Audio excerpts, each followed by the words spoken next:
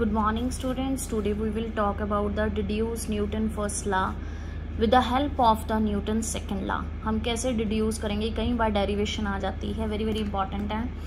यहाँ लिखा आएगा Newton first law is a special case of the Newton second law. दोनों में से कोई भी स्टेटमेंट आ सकती है।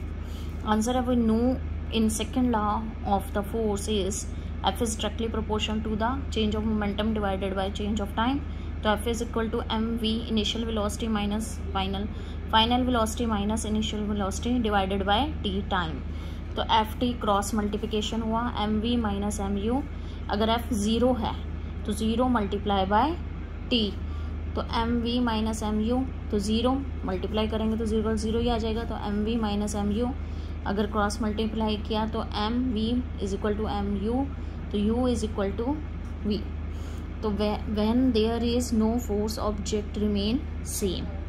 तो ये आपका डिड्यूस हो जाता है सेकंड लॉ ऑफ मोशन। तो Newton third law of motion के बारे में बात करेंगे आज हम कि every action there is equal and opposite reaction. ठीक है ना, कोई भी रिएक्शन इक्वल और ऑपोजिट रिएक्शन देता ही देता है।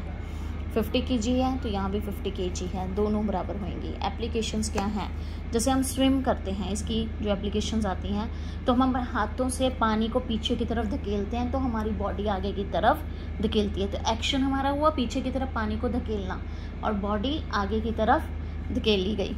तो ये हमारा यानी कि स्विम करने का थर्ड लॉ ऑफ मोशन पे है। वॉक करते हैं, हम अपने पैरों से अर्थ को मूव करते हैं बैकवर्ड और वेरी स्मॉल अमाउंट में, और फिर वो हम आगे की तरफ बढ़ते हैं। तो ये सारे जो एप्लीकेशंस हैं वो थर्ड लॉ की हैं।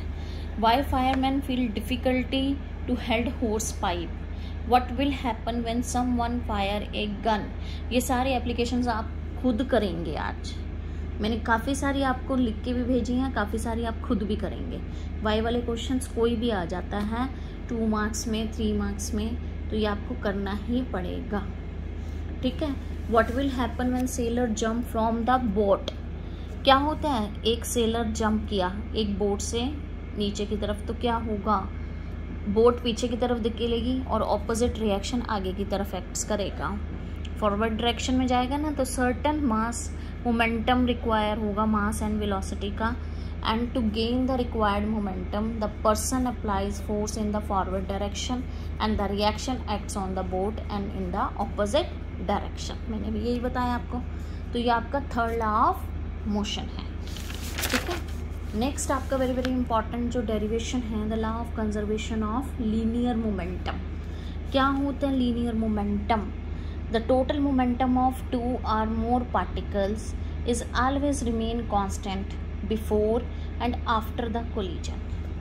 बिफोर जैसे ये हैं, 2 बॉल्स हैं, मास इनका है ma and mb, initial velocity μa μb, a and b 2 balls हैं, कोलाइड हुए, फोर्स अप्लाइड हुआ दोनों तरफ से। ठीक है। और उसके बाद आफ्टर द कोलिजन बॉल्स में क्या फ़र्क आया, va vb, after collision ma va plus mb vb। तो लाइटर ऑब्जेक्ट जो होगा उसका मास निकालना। ठीक है। तो ये हमारा बिफोर कोलिजन वाला चल रहा है।